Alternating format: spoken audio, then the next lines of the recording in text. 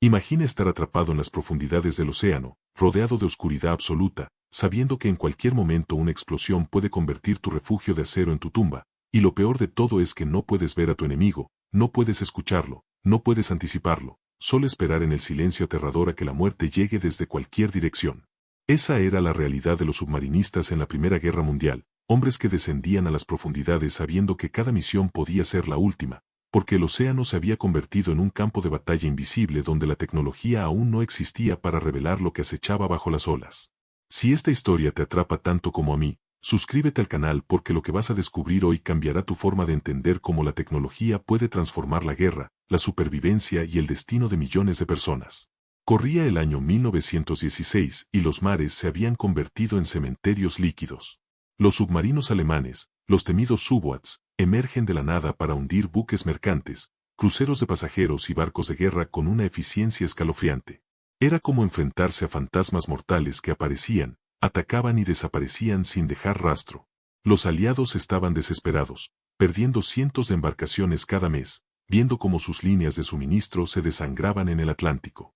Los marineros vivían con el terror constante de saber que bajo sus pies, a metros de profundidad, podía estar acechando un torpedo con su nombre escrito. No había forma de detectarlos, no había forma de defenderse, y lo más aterrador era que tampoco había forma de saber cuándo llegaría el golpe final. La desesperación llevó a los científicos y militares a buscar soluciones imposibles.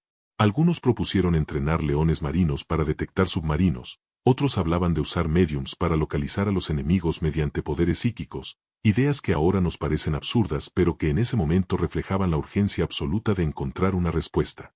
Los hombres morían por cientos cada semana, las familias recibían telegramas con noticias devastadoras, y las potencias aliadas veían cómo la guerra podía perderse no en las trincheras de Francia, sino en las profundidades oscuras del océano. Cada barco hundido significaba comida que no llegaría, armas que no se entregarán, soldados que nunca pisarán el frente, y mientras tanto, los U-Boats seguían cazando impunemente, invisibles, invencibles, imparables. Pero había un hombre, un físico francés llamado Paul Langevin, que estaba trabajando en algo que sonaba a ciencia ficción.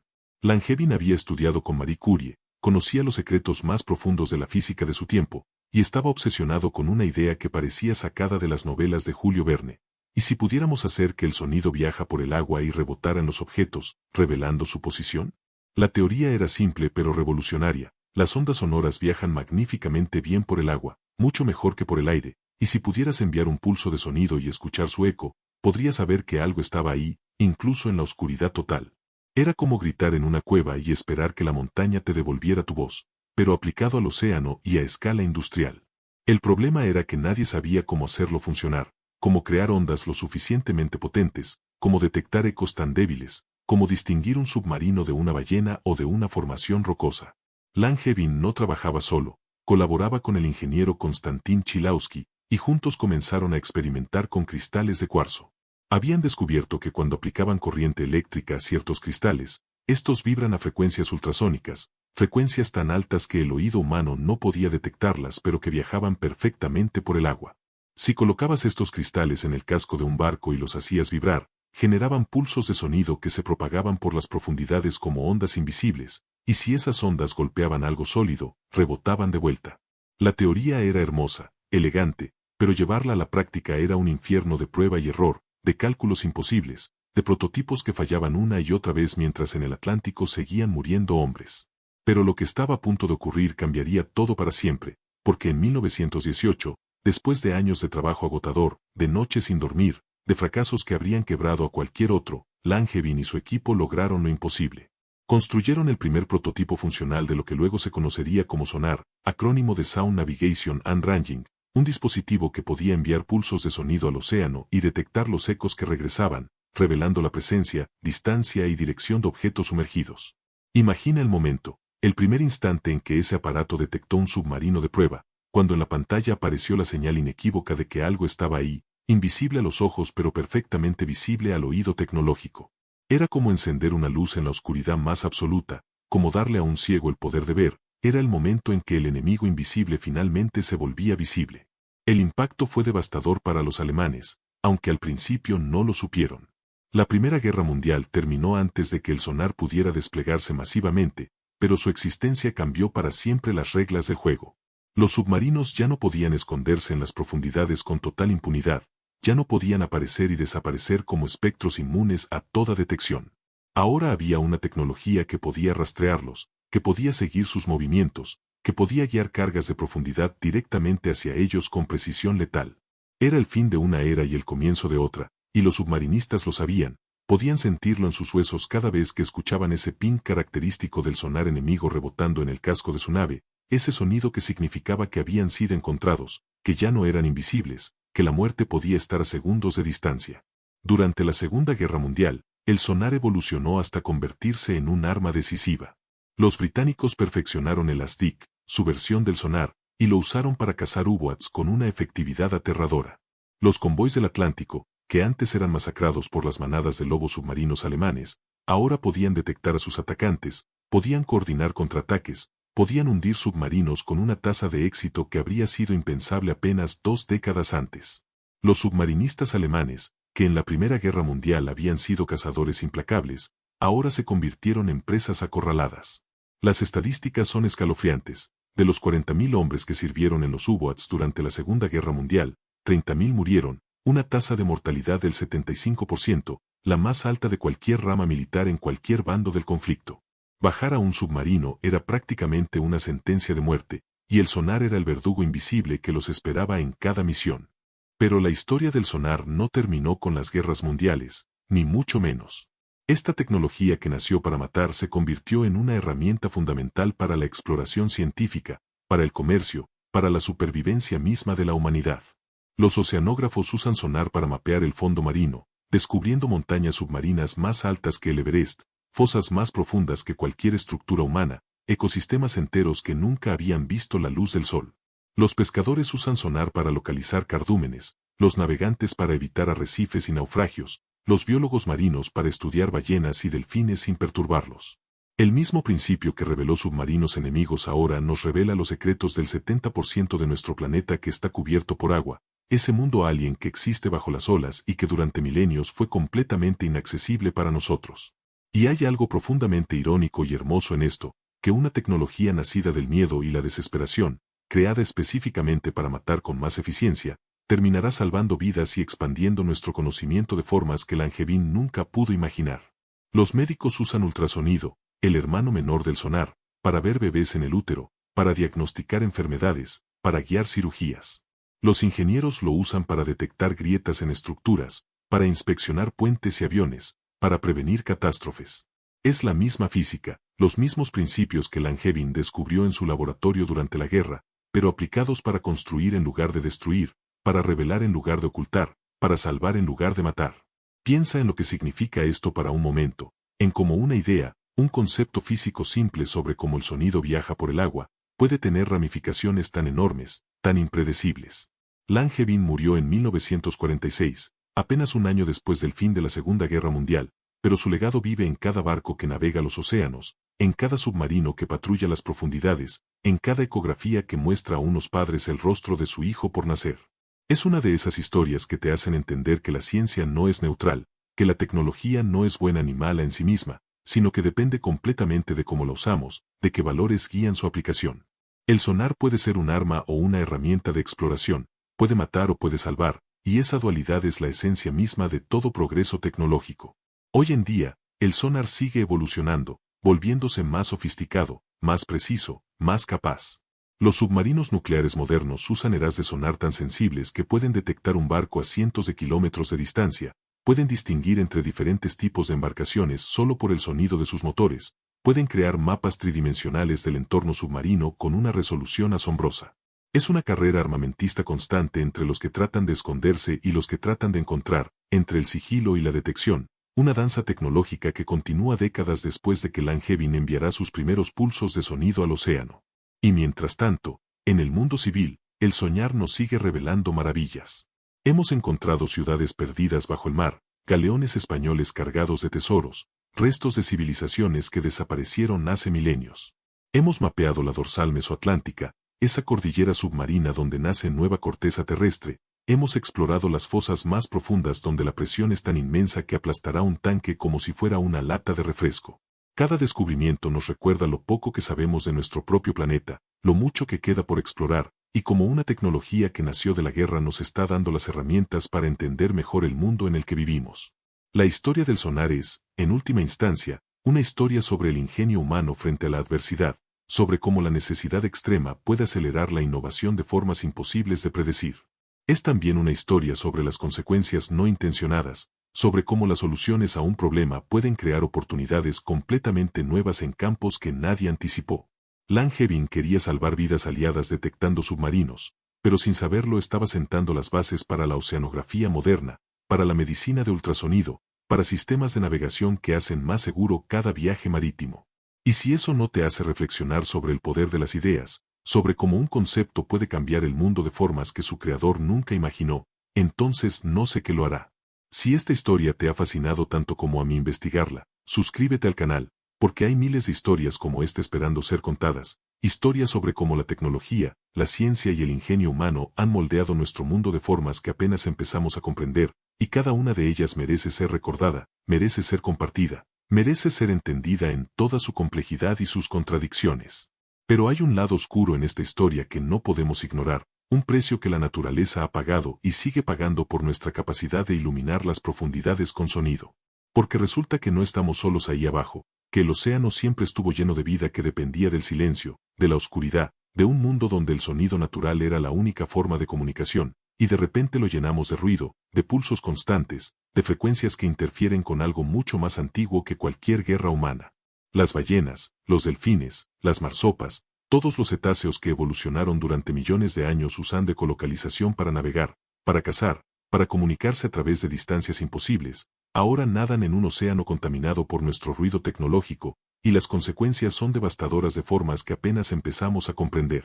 Hay registros documentados de ballenas que encallan en playas sin razón aparente, de delfines que pierden la orientación, de mamíferos marinos con hemorragias internas causadas por exposición a sonar militar de alta potencia.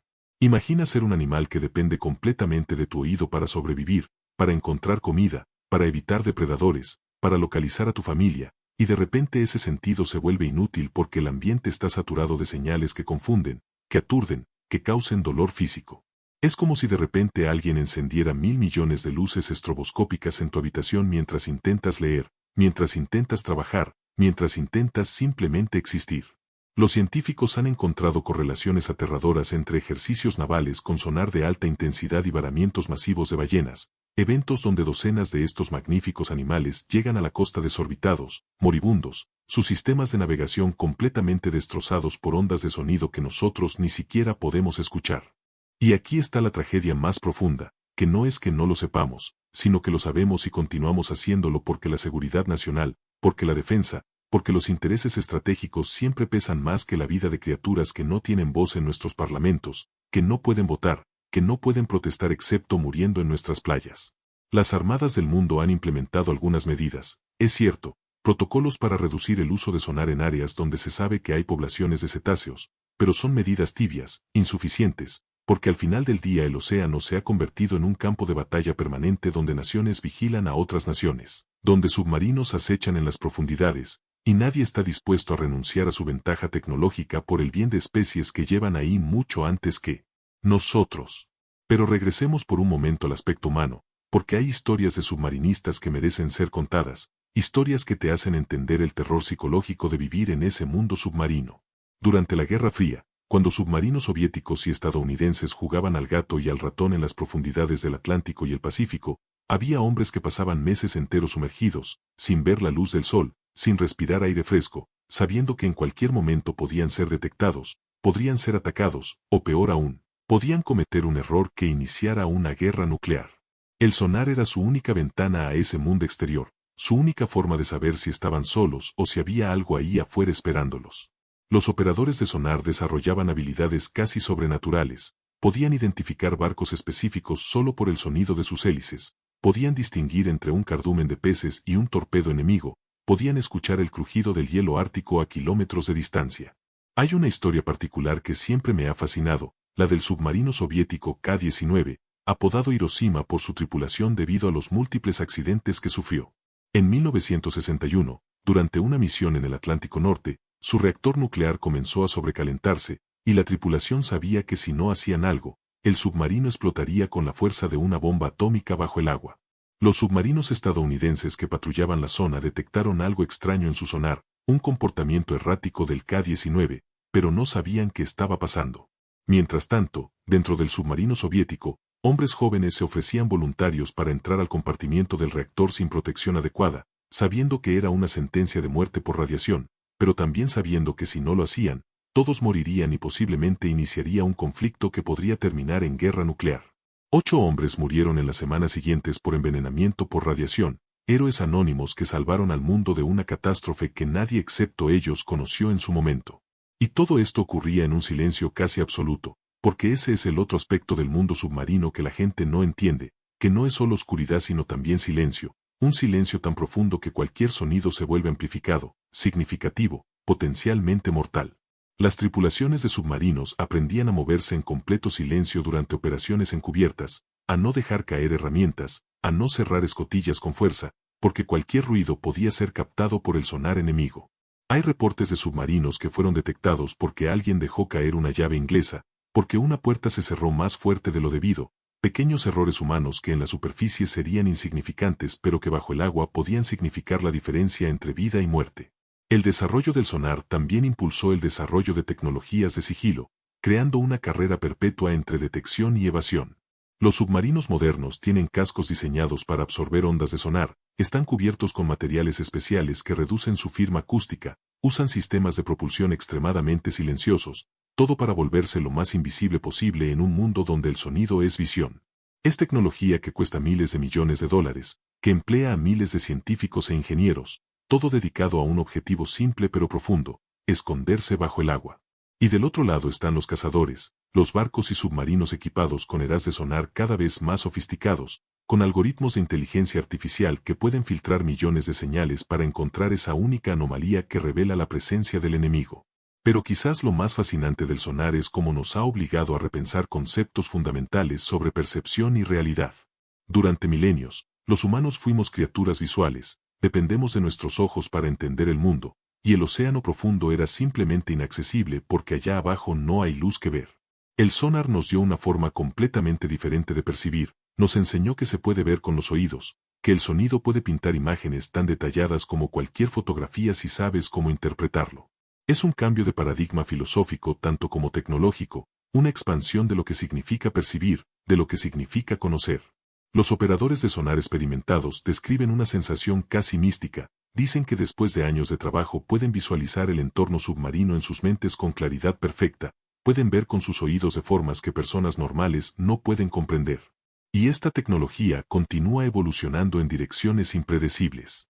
Ahora tenemos drones submarinos autónomos equipados con sonar que pueden explorar las profundidades sin arriesgar vidas humanas, que pueden permanecer sumergidos durante meses, que pueden mapear áreas del océano que nunca hemos visto. Tenemos sistemas de sonar sintético que pueden crear imágenes tridimensionales del fondo marino con resolución fotográfica, que pueden distinguir entre diferentes tipos de rocas, que pueden encontrar cables submarinos, tuberías, minas sin explotar de guerras pasadas. La misma tecnología que Langevin desarrolló para detectar submarinos ahora nos permite buscar vida en las fumarolas hidrotermales del océano profundo, esos oasis de vida que existen en completa oscuridad, alimentados por energía química en lugar de luz solar. Posiblemente los lugares más parecidos a donde la vida podría existir en las lunas heladas de Júpiter o Saturno. Hay algo profundamente humano en esta historia, en cómo tomamos un principio físico simple y lo convertimos en algo tan complejo, tan multifacético, tan lleno de consecuencias tanto brillantes como oscuras. El sonar salvó innumerables vidas durante las guerras, permitió que convoys de suministros llegaran a su destino, cambió el equilibrio de poder naval de formas que todavía afectan la geopolítica moderna. Pero también mató, directamente a través de su uso militar, indirectamente a través de su impacto en la vida marina. Expandir nuestro conocimiento del planeta de formas que nuestros ancestros habrían considerado mágicas, pero también convirtió el océano en un lugar más ruidoso, más hostil para las criaturas que lo habitaban antes que nosotros. Es una historia sin héroes ni villanos claros, solo humanos haciendo lo que los humanos hacen mejor, resolviendo problemas inmediatos sin poder prever completamente las consecuencias a largo plazo de sus soluciones. Y quizás esa es la lección más importante aquí, que cada avance tecnológico es una apuesta, una tirada de dados donde apostamos que los beneficios superarán los costos, pero donde nunca conocemos todos los costos hasta que es demasiado tarde para dar marcha atrás. El sonar es indispensable ahora, no podemos navegar los océanos sin él, no podemos defender nuestras costas sin él, no podemos explorar las profundidades sin él. Estamos comprometidos con esta tecnología de formas que hacen imposible abandonarla, incluso si quisiéramos, incluso si las consecuencias para la vida marina fueran peores de lo que son. Es la naturaleza del progreso, que cada paso adelante también es un paso hacia territorio desconocido, hacia consecuencias que solo entenderemos cuando ya estemos viviendo con ellas. Langevin murió sin saber todo lo que su invención desencadenaría, sin ver los submarinos nucleares de la Guerra Fría, sin imaginar los drone submarinos autónomos, sin prever el impacto en las ballenas, sin concebir cómo su trabajo contribuiría a la medicina del ultrasonido. Murió sabiendo solo que había ayudado a ganar una guerra, que había salvado vidas aliadas, que había resuelto un problema específico de su tiempo. Y quizás hay algo liberador en eso, en la idea de que no necesitamos conocer todas las consecuencias de nuestras acciones para actuar, que hacer lo mejor que podemos con el conocimiento que tenemos es suficiente, incluso si el futuro usa nuestro trabajo de formas que nunca pretendemos. Es una responsabilidad pesada para los científicos e ingenieros, saber que sus creaciones pueden tomar vida propia, pueden usarse para propósitos nobles o terribles, y que al final tienen poco control sobre ese destino. Así que la próxima vez que veas un documental sobre océanos, la próxima vez que escuches sobre ballenas varadas, la próxima vez que leas sobre tensiones navales entre potencias mundiales, recuerda esta historia, recuerda que bajo esas olas hay una guerra silenciosa que ha estado ocurriendo durante más de un siglo, una guerra entre la visibilidad y la invisibilidad, entre el silencio y el ruido, entre nuestro deseo de conocer y controlar y el derecho de otras criaturas a existir en paz. Recuerda que cada pin de sonar que rebota en las profundidades es heredero de esos primeros experimentos de Langevin, que cada imagen del fondo marino es posible gracias a una tecnología que nació del miedo y la necesidad. Y recuerda también que esta historia no ha terminado, que el sonar sigue evolucionando, que nuevas aplicaciones siguen descubriéndose, que las consecuencias de esta tecnología continuarán desplegándose durante generaciones, mucho después de que todos nosotros hayamos desaparecido, dejando solo ecos de nuestra existencia rebotando en las profundidades del tiempo.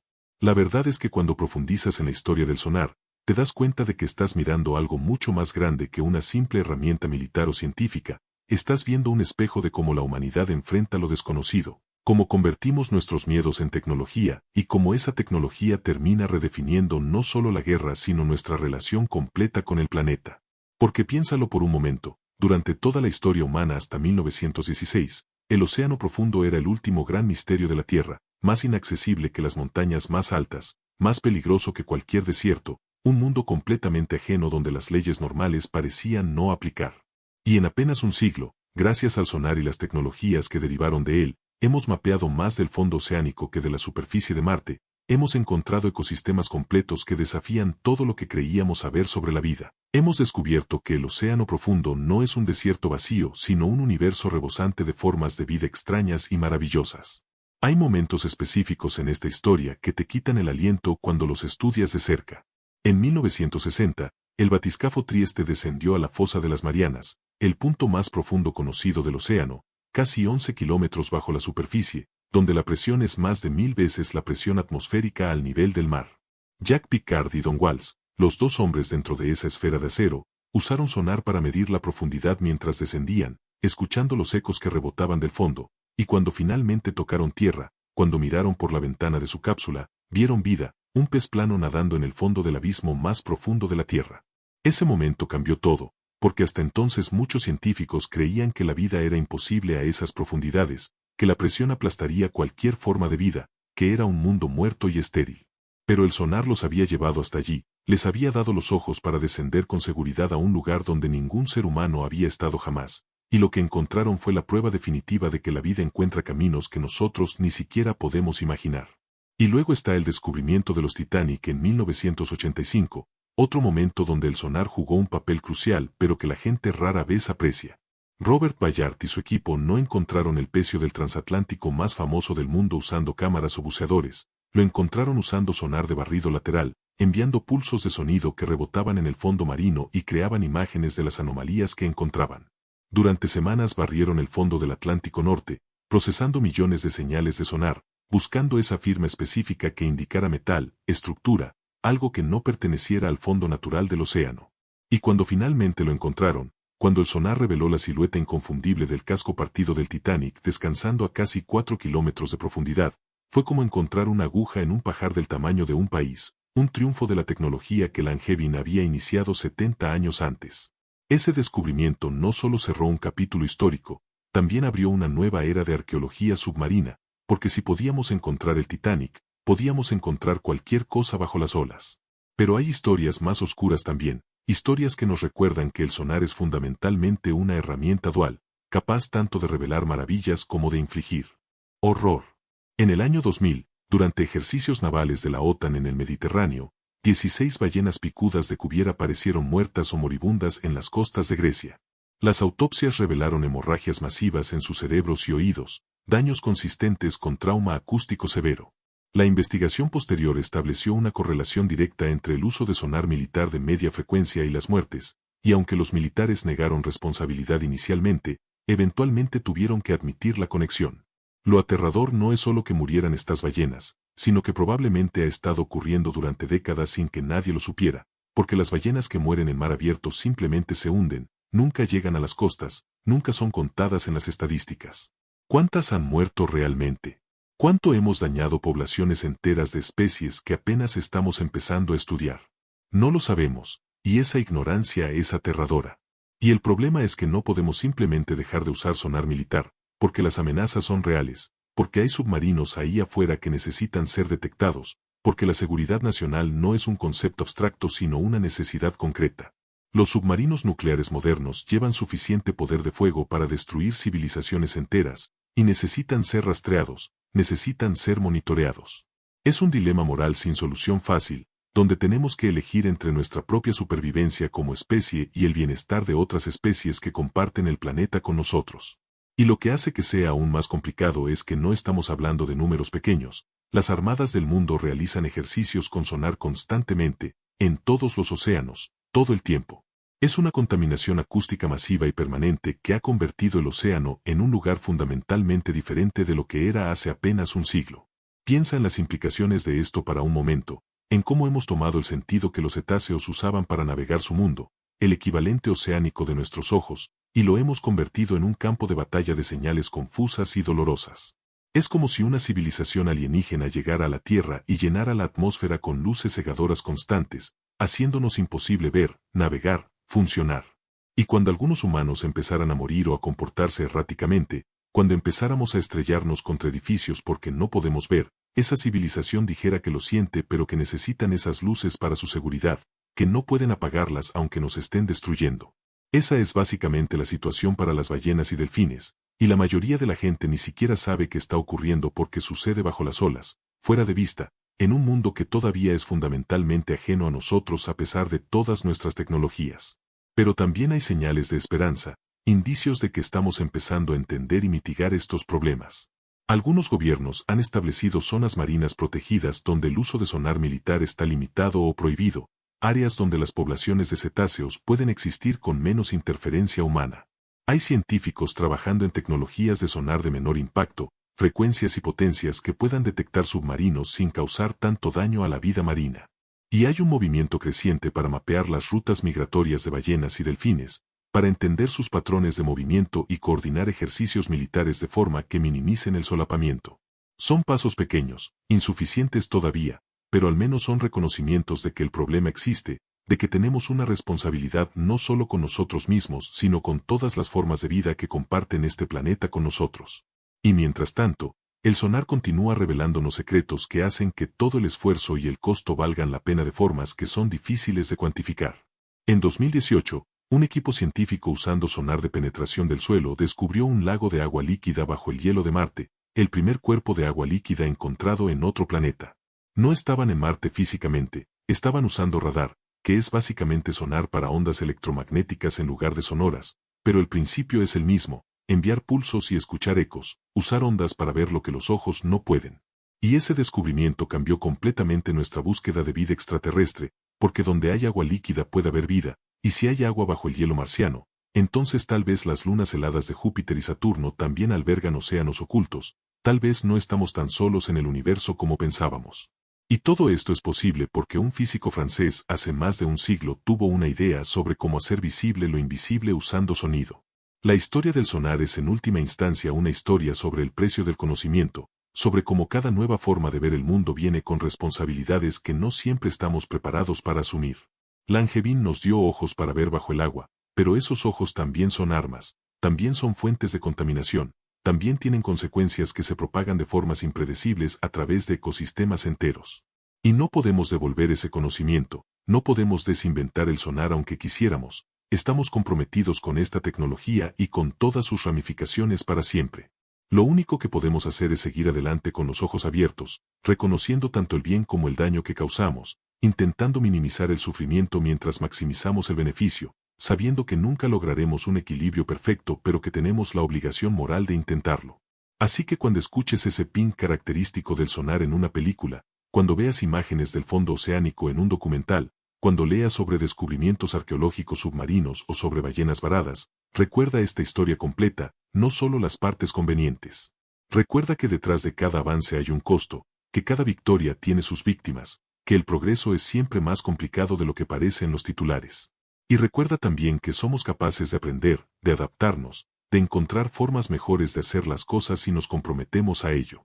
El sonar no tiene que ser una sentencia de muerte para la vida marina, puede ser una herramienta que usamos con cuidado y respeto, reconociendo que el océano no nos pertenece, que somos solo visitantes en un mundo que existía mucho antes que nosotros y que esperamos que exista mucho después de que nos hayamos ido. Esa es la historia real del sonar, no solo de innovación sino de responsabilidad, no solo de ver sino de cuidar lo que vemos, y si has llegado hasta aquí, si esta historia te ha tocado de alguna forma, entonces suscríbete porque hay 1000 historias más como esta esperando ser contadas, historias sobre cómo hemos moldeado el mundo y cómo el mundo nos ha moldeado a cambio, y todas ellas importan, todas merecen ser conocidas, todas nos enseñan algo sobre quiénes somos y quiénes podemos llegar a ser.